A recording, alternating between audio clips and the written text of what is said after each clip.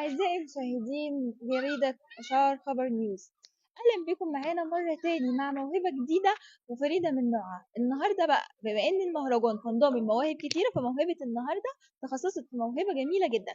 خلونا نرحب بيها وتعرفنا بنفسها بسيرة ذاتية صغيرة. أهلا بك. عليا ميراء جزائرية، ميك اب ارتست ومدربة في مجال التجميل. آه، تمام، شفت جدا بحضرتك وأكيد منورة المهرجان. دلوقتي حابين نعرف متى بدأتي في مجال الميك اب ارتست؟ بدأت من سنتين بس. إن شاء الله راح يكون في شغل جديد بعد رمضان، في كذا عمل جديد. تمام. حابين نعرف ايه رأي حضرتك في مهرجان لايف فود، وايه رأي حضرتك في التنظيم؟ يعني صراحة هذه أول مشاركة لي في المهرجان. أنا مبسوطة.